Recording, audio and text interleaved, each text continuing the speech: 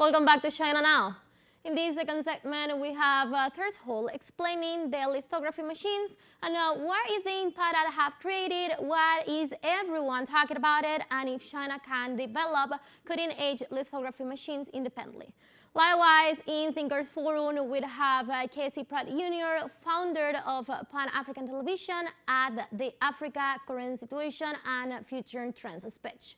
And also is Jan Rose, Senior Fellow at Chongyan Institute for Financial Studies, Renmin University of China, talking about that to be successful, China's Belt and Road Initiative must meet the interests of all participating countries and more. Let's have a look.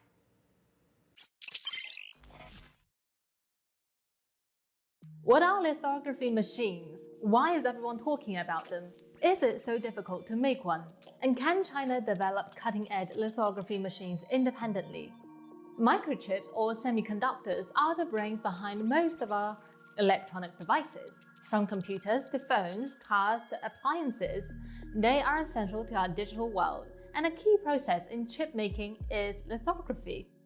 The production of cutting-edge microchips below 5 nanometer is heavily reliant on extreme ultraviolet EUV lithography machines, which are considered the crown jewels of the semiconductor industry. The only company in the world that can produce EUV lithography machines is ASML in the Netherlands. So how does a lithography work? Lithography machines use light to create tiny patterns on silicon wafers, which are cut from 99.99% pure silicon and refined to perfection.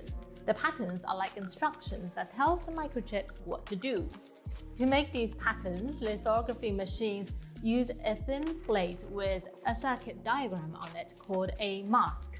The mask is like a stencil that blocks some parts of the light and let other pass through, creating a pattern of light and dark areas. The light then goes through a system of mirrors and lenses that shrinks and focuses the pattern onto the silicon, which is coated with a special photosensitive material called photoresist.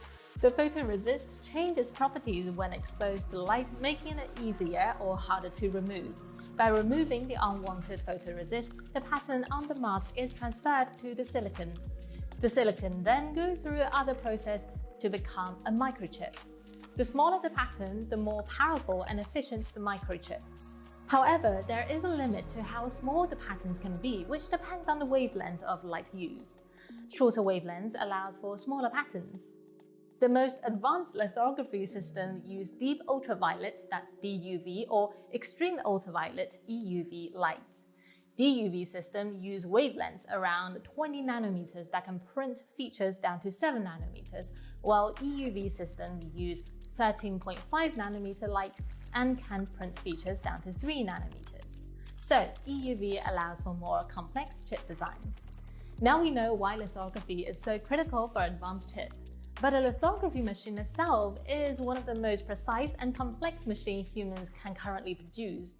An EUV lithography machine has 3 key components with over 100,000 high-precision parts. First, there is the light source. EUV light is generated by firing a laser at molten tin droplets of around 25 microns in diameter, which moves at 70 meters per second to create a plasma that emits EUV light. The laser and the light source technologies are monopolized by the German firm Trumpf and the American company CIMA, respectively. Secondly, there is the optics. The EUV optics, manufactured exclusively by Germany's Zeiss, are said to be amongst the smoothest object ever made, approaching the theoretical limit. The surface roughness is only 0.2 millimeters when expanded to the size of the Earth. The optics must operate in a vacuum without any interference. Finally, there is the etch table. This controls the etch patterns in the silicon with nanometer precisions using 55,000 parts, relying on IPs from Japan, Korea, the US, Germany, and others. From concept to realization, it took more than 20 years for EUV lithography to become commercially viable. It took ASML 13 years to develop the first EUV prototype and another 10 years to reach high-volume production.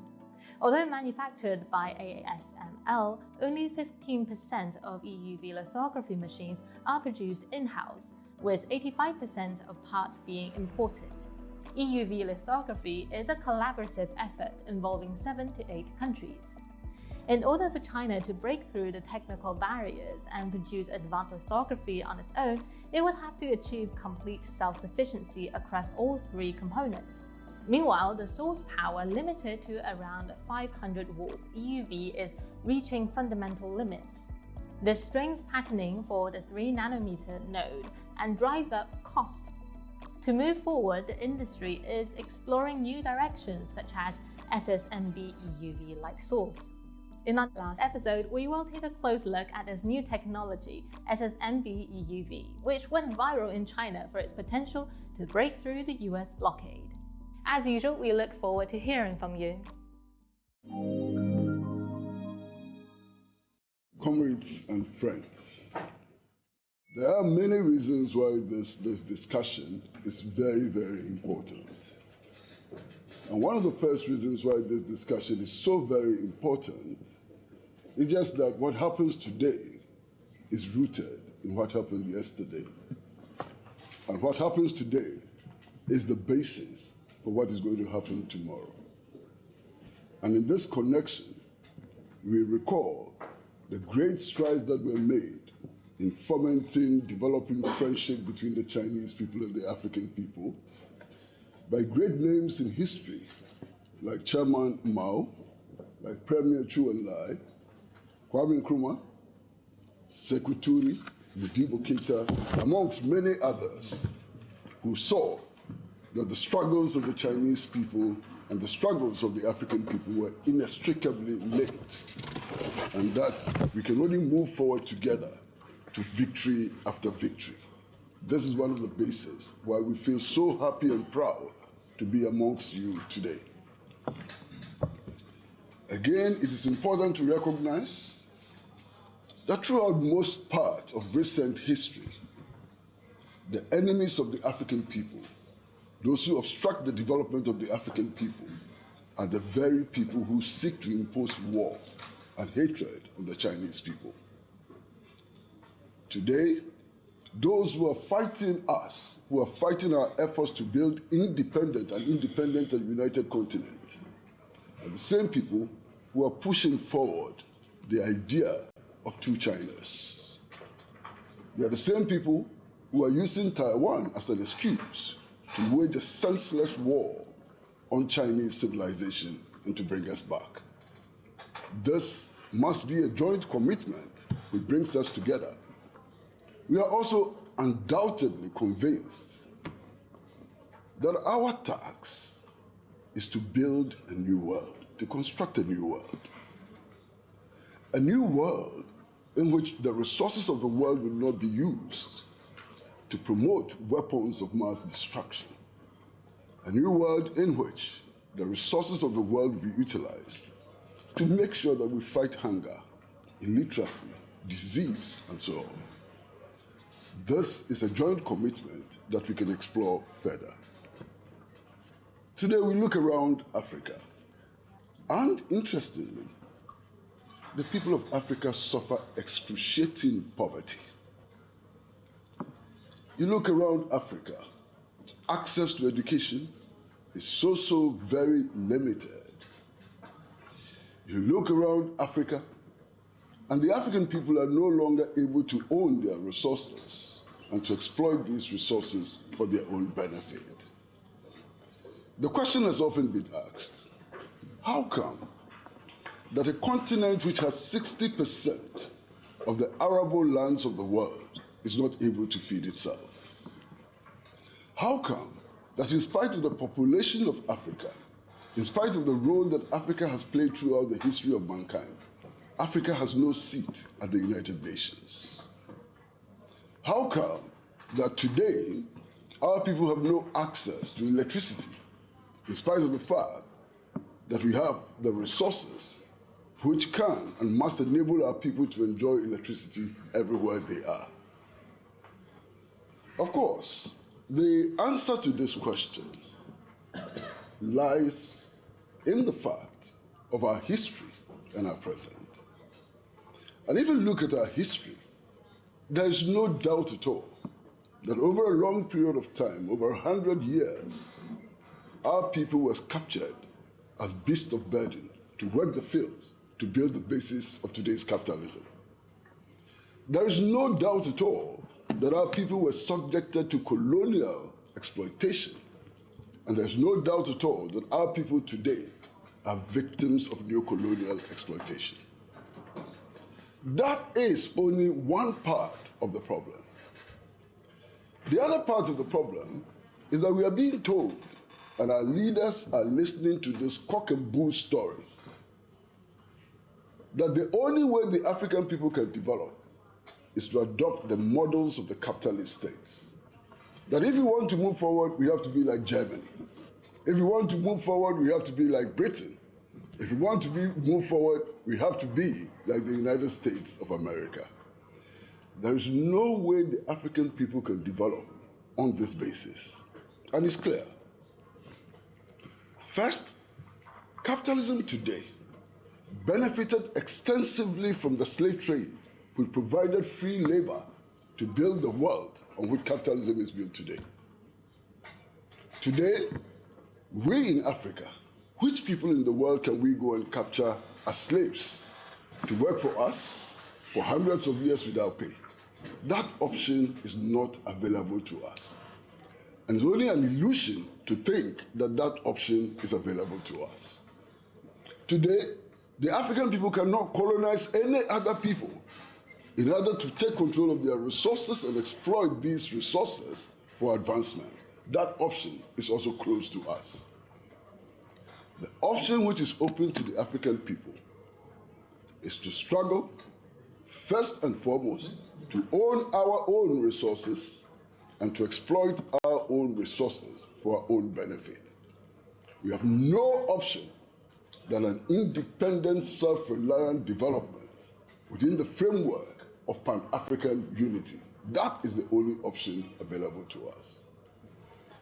And to this extent, we are happy to note that China has made great strides in towing the path of independent, self-reliant development. The millions of people taken out of poverty in China is the clearest indication that the Chinese system works. We are also happy to engage with our comrades from China for one reason, and it's a very important reason. And this reason is that throughout our relations with China, China has never told us to copy their model. China has insisted that every people anywhere have a right to determine their own path. They have a right to determine their own destiny. This is in sharp contrast to the Western countries, which insist that we have to adopt their model. And when we refuse to adopt their model, they organize coups d'etat to overthrow our leaders, they kill our leaders, they impose sanctions on us, and make life unbearable. This difference is a very important difference that we must recognize. I have no doubt at all that all around the world, there is some very strong interest in the developments in West Africa. Indeed, only yesterday, we had information that another coup attempt had begun in Burkina Faso.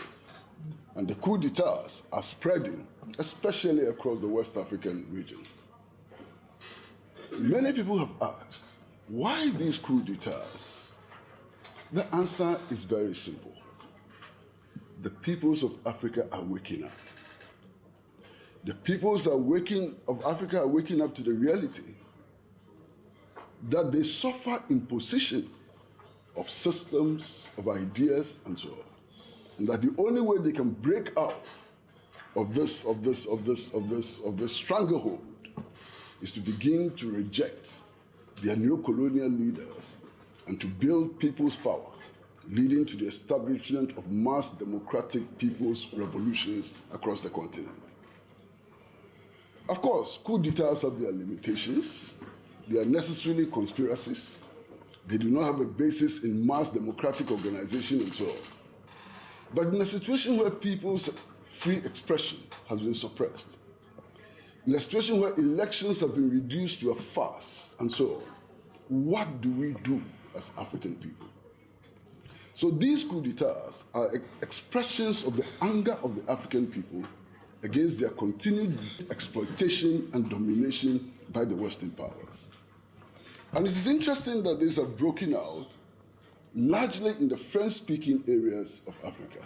There are good reasons why they are broken out largely in the French-speaking areas of Africa. And I'll give you just a few examples.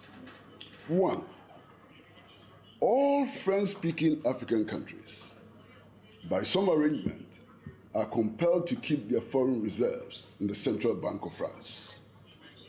So when African countries need to have access to their own money for development, they go to France, they borrow their own money, and they pay interest on their own money. This situation is clearly untenable. You take Niger.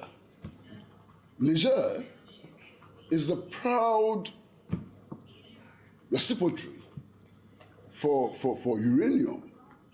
Indeed, today in France, every one out of 3 light bulbs is powered by uranium from Niger. And yet, the people of Niger do not have even 20% access to electricity. Recently, Niger reviewed the prices for which it sold its uranium. And it is shocking that France was paying less than 20% of the value of uranium owned by the Nigerian people. What exploitation is this? What justifies this? It simply doesn't make sense. So, it is also important to note that part of the resistance is against the presence, French military presence, in West Africa. Now, one of the problems is that the French military presence is justified on the grounds that France came into West Africa to help West African countries to fight the jihadist movement. Unfortunately, over the last 10 years, the situation has not improved. The situation keeps getting worse. The jihadists are getting stronger and stronger.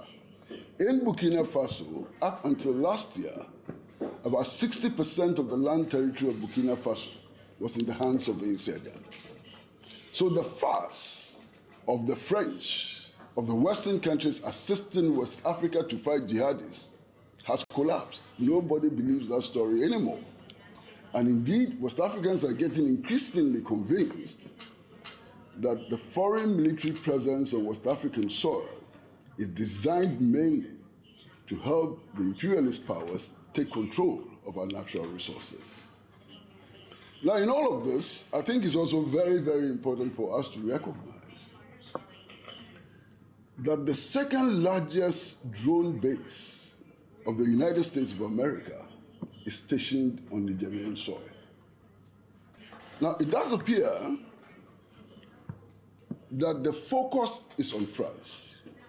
And the question has been raised, what about all the other countries which are responsible for our underdevelopment, which are subverting African interests and so on? It would seem to me that there is competition also among these imperialist countries. And they're trying very hard to edge each other out. At a time when France was refusing to accept the new regime in Niger, refusing to take out its ambassador and so on, the United States of America quickly appointed a new envoy to Niger and began talks with the Nigerian authorities. Of course, the US interest in outmaneuvering France can be understood within the context of the fact that it has too much in Niger and does not want to lose its military base in Niger. It would also gladly be the proud controller of uranium in Niger than France. Now, this competition is important for us. I think it's important that we note it, and it's important that we understand it. Because if you don't note it and if you don't understand it, it would impede our own understanding of the global situation and how to move forward. Today, as we speak, the major countries of the world have produced enough nuclear weapons to destroy the world more than 10 times over. I would have thought that one distraction is enough. 10 times distraction is more than insane. And all of us in this world risk a thermonuclear war, which will destroy everything that we have ever known. We have a responsibility as communists. We have a responsibility as citizens of this world, responsible citizens of this world, to stand up against war. And in exercising that responsibility, we cannot forget the aggression which is being waged on Russia using Ukraine as a proxy. And it's important for us to stand shoulder to shoulder to ensure that we do not cross that dangerous line which will lead us to a thermonuclear war. It's a collective responsibility of all responsible citizens. Yesterday, I was speaking to my comrades from the National Union of Metal Workers of South Africa. And they complained very, very bitterly about the electricity crisis they're suffering in South Africa and the fact that their coal exports and so on are being affected by these new proposals which are being put forward. The people of South Africa, like the people of Ghana, like the people of Benin and so on, we have a right also to exploit our resources to the full in order to solve the problems that we didn't create, which others imposed upon us. We have a duty to ourselves to solve these concrete problems. I spoke earlier about the useful and meaningful collaboration that existed between President Nkrumah, Premier Chu Enlai, and others in our history. Most of that was about intensifying the national liberation struggle in Africa. That battle is not over yet. As we speak, the Sahrawi Arab Democratic Republic is under colonial occupation by Morocco. That is some unfinished business. Now, as has been said in the past by all of our leaders, injustice everywhere is a threat to justice everywhere. So even though we are not in the Middle East, the colonial occupation of Palestine by Israel is a threat to our own independence and the exercise of our own sovereignty. And therefore, in advocating the independence of the Sahrawi Arab Democratic Republic, we also stand shoulder to shoulder with the people of Palestine. But we are confident that as imperialism was defeated in Vietnam, as imperialism was defeated in the national liberation struggle, we will continue to wreak one defeat after the other on the forces of imperialism. And that is only possible through our collaborative efforts. Let us work together. We can build a new world. We can defeat imperialism. And we can ensure that the one China policy is accepted by the world. Thank you all very, very much. Thank you.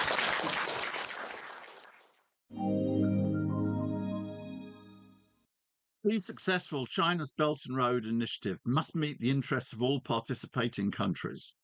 If it is not win-win, if it corresponds only to the interests of one or a few states, it will inevitably fall apart as countries failing to gain leave over the medium or longer term. Numerous articles deal with specific aspects of the Belt and Road Initiative, bilateral country relations, infrastructure, tariffs, etc. But these exist in an international macroeconomic context which shapes these individual developments. This talk will concentrate on this issue. Due to shortness of time, I will try to explain it in terms of the most fundamental processes. Analysing these helps answer the question of why such a wide range of 149 countries, with different economic strategies, levels of development and political systems, joined the Belt and Road Initiative. It equally clarifies overlapping issues. For example, why countries with similarly different development strategies and political systems as Saudi Arabia, Iran, Argentina, Ethiopia, Egypt, United Arab Emirates, South Africa, Russia, China, India, and Brazil belong to the BRICS. It shows why Western media attacks on the BRI or BRICS, saying they are too heterogeneous to survive, fail to understand the international economic reality. This international macroeconomic context may be summarized as follows. Since the 1980s, the US has created what can be termed a parasitic mode of capital accumulation, one in which the US has become dependent not on its own resources, but increasingly on extracting capital from other countries. The result is that the US has become, to use Marx's terminology, a fetter on the international productive forces. Therefore, to serve their own national interests, a very wide range of differing countries join together to reinforce each other's development. A long-term historical perspective provides the clearest way to understand this. In the last 2.5 centuries, the world capitalist economy did not consist of countries of equal weight. In 2 successive periods, it was structured around a single dominant capitalist power. From the late 18th century until 1914, Britain, and from 1914 until today, the United States. The US economy overtook Britain in size in the 1870s, but US per capita GDP did not equal Britain's until the 20th centuries. But by 1913, the US was more than twice the size of Britain's economy, and by 1945, 5 times as large. Transition in international financial structures followed transition in dominance in economic production with a certain delay. Until 1931, when Britain abandoned the pound's convertibility to gold, the gold-pound standard dominated international finance. From 1945, the dollar did. The brief intervening interregnum, 1931 to 1945, corresponded to the greatest period of economic crisis in the history of world capitalism. The Great Depression culminated in World War II. To understand these periods of economic dominance, it is very important to grasp that each was not based simply on brute power. It was also based on the fact that during their peak periods of dominance, then the UK and US, while overall being imperialist powers, also had the economic strength to aid some other countries. It created in each period a system, to use the terminology of the Italian Marxist Gramsci, of not only coercion, but also a certain basis for consent. This economic process in both the UK and the US was the same. At their peaks of economic dominance, their ability to create capital was so great that it was sufficient not only to finance their own domestic investment, but to create a surplus of capital above this which could be exported and used, where required, to aid development in other countries. Bearing that in mind, the balance of payments position, and therefore the export and import of capital for the UK during its period of dominance, is shown in the first chart. In 1913, the eve of World War I, Britain's domestic capital creation was 18% of GDP, but domestic investment was only 9% of GDP. Therefore, as may be seen, Britain exported capital equivalent to 9% of its GDP. This capital, invested in other countries, could be used to aid other countries when Britain chose to.